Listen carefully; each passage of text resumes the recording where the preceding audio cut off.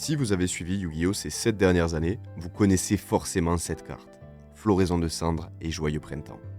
La entrape la plus emblématique du jeu, après Kuribo bien sûr. Mais vous êtes-vous déjà demandé d'où venait son nom?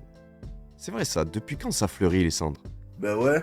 À vrai dire, je m'étais jamais vraiment posé la question jusqu'à la sortie de Frêne de l'archétype œil de serpent. Snake Eye Ash en anglais. Ash comme Ash Blossom. C'était peut-être juste une erreur de traduction. Alors, je suis allé voir et... Effectivement, Ash, ça veut bien dire frêne. Et cendre. Les deux. Alors je suis allé vérifier et non. Les fleurs de frêne, ça ressemble vraiment pas à ce qu'on a sur l'artwork de Floraison de cendre. Alors pourquoi? Pourquoi Floraison de cendre? C'est en allant faire un tour sur Wikipédia dans la fonction trivia de la carte Floraison de cendre que je suis tombé sur ça.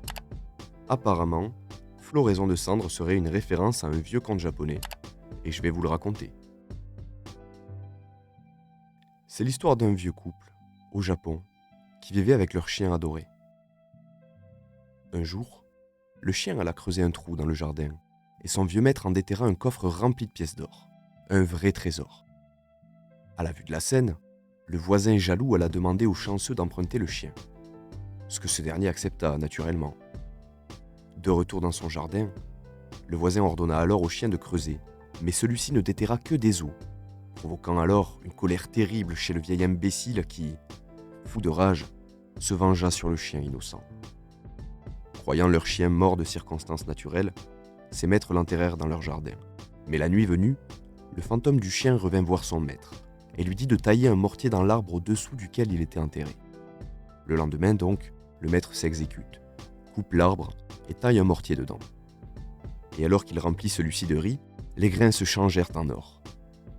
Mais à la vue de ce miracle, le voisin fut à nouveau pris de jalousie et revint la bouche en cœur pour emprunter le fameux mortier.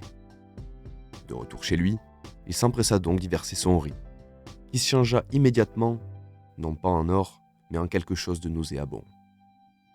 De nouveau furieux, ce fut désormais au mortier de subir la rage du voisin qui le réduisit en cendres.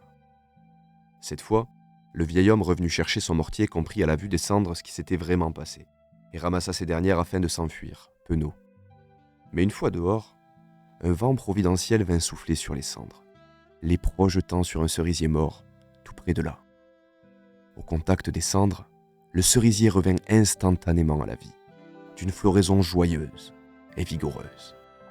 Époustouflé par une telle vision, le seigneur qui passait par là récompensa le vieil homme en le couvrant d'or.